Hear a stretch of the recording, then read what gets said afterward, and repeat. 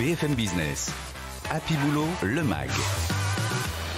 Business Case.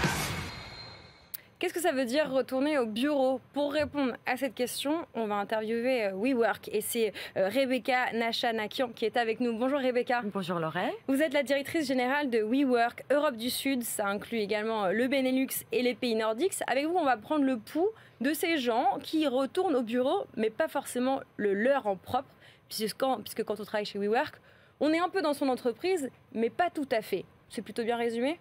Oui, absolument. Merci Lorraine. En fait, on voit un retour au bureau dans tous les pays du monde, inclus l'Europe du Sud et la France.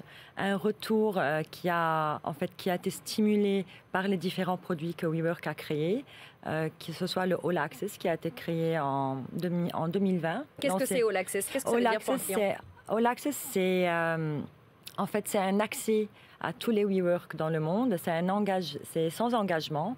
C'est un pass mensuel que vous pouvez renouveler ou pas, qui vous donne accès à tous les bâtiments WeWork. On en a plus que 700 dans le monde entier.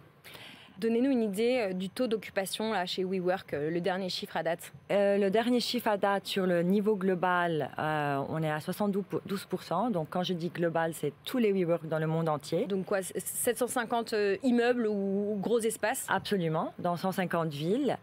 Sur le marché français, on voit que le taux est revenu à pré-pandémie. Donc avant la pandémie, on voit beaucoup de gens revenir au bureau sur le marché français, sur le marché de l'Europe du Sud aussi. Alors en fait, quand on est chez WeWork, on revient au bureau, mais au bureau avec un X, c'est-à-dire qu'on va avoir le choix entre plusieurs bureaux. Quel est le pourcentage dans vos clients de gens qui sont à cheval sur plusieurs buildings? Est-ce que c'est la majorité? Le pourcentage, je vais vous donner un pourcentage approximatif. Donc chez WeWork, il y a plusieurs types de membres. Il y a les grandes entreprises, petites et moyennes entreprises, et il y a ce qu'on appelle les membres All Access ou On Demand, qui est aussi un nouveau produit au jour, à la journée. Quand on parle de grandes entreprises, on est dans les 45%. Oui. Quand on parle des All Access, donc qui sont sur plusieurs bureaux, on est dans les 10%, et le reste, c'est des petites et moyennes entreprises.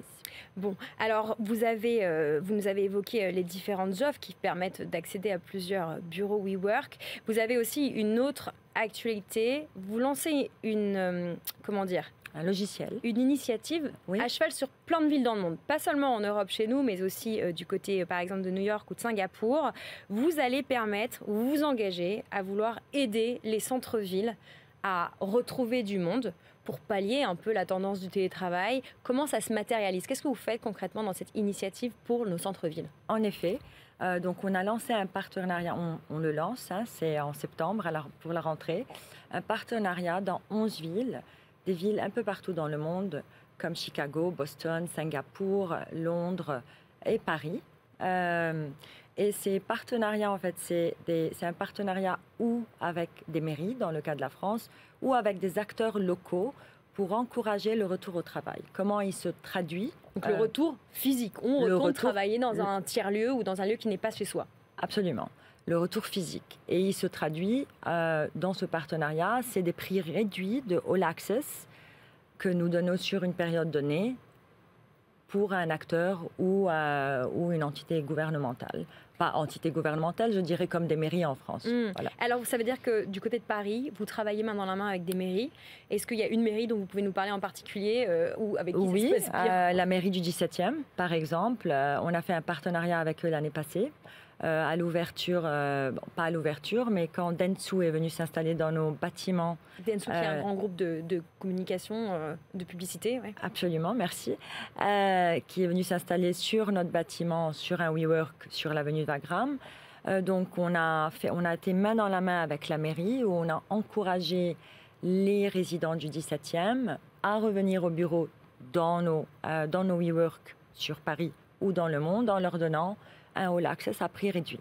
Mais alors comment WeWork se dit, tiens, je vais participer au dynamisme des centres-villes? Quelle est la motivation pour vous? Est-ce que ça permet de donner une bonne image de WeWork, même de l'intégrer dans les territoires très très localement, comme il y a la boulangerie, il y a le WeWork, c'est ça un peu l'idée? La raison, une des raisons pour lesquelles on le fait, c'est en fait on essaye de créer une énergie dans le quartier où on est et d'encourager donc les résidents d'un arrondissement ou d'un quartier de venir essayer nos locaux. Et comme ça, on essaye de faire connaissance, comme vous faites connaissance quand vous êtes dans un nouveau... quand vous déménagez dans un nouveau building ou vous avez un nouveau appartement, vous essayez de connaître vos voisins. Donc c'est ça la raison pour laquelle on le fait. Et en même temps, pour encourager les gens de travailler des bâtiments WeWork à la journée ou à l'heure ou au mois ou à la semaine. Alors aujourd'hui à Paris, on imagine que ça peut participer à dynamiser certains centres, certains lieux en ville. Est-ce que vous pourriez granulariser ça au niveau d'autres villes en France? Et je pense notamment à des villes où les centres-villes sont très abîmés, très vidés. Je pense notamment à Limoges. Est-ce que ça pourrait être un projet que vous allez égrener en région, au-delà des grandes villes qu'on a citées, qui voilà, ont leur dynamisme? Est-ce que c'est quelque chose qu'on pourrait imaginer que WeWork fasse? On peut imaginer beaucoup de choses. Pour le moment, on est à Paris. On est content. Les résultats sont bons et nos membres sont contents. C'est là où se passe beaucoup de choses, je dirais, et où il y a beaucoup de talent. Mais on est ouvert à toute opportunité, que ce soit à Paris, en dehors de Paris ou en dehors de la France, pour accompagner des membres. On l'a fait dans le cas de Lisbonne, par exemple. On a accompagné un membre qui est avec nous dans plusieurs villes dans le monde. On a ouvert un bâtiment à Lisbonne en juillet pour accompagner un membre. Donc, s'il y a un accompagnement, on le fera. S'il y a demande, on le fera. Voilà comment on s'intègre dans un centre-ville et comment on participe à dynamiser. Il n'y a pas que les commerces finalement, il peut y avoir aussi les tiers-lieux de travail. Merci beaucoup Rebecca Nachanakian d'avoir été avec nous. Vous êtes directrice générale de WeWork Europe du Sud et la France fait partie évidemment de votre escarcelle.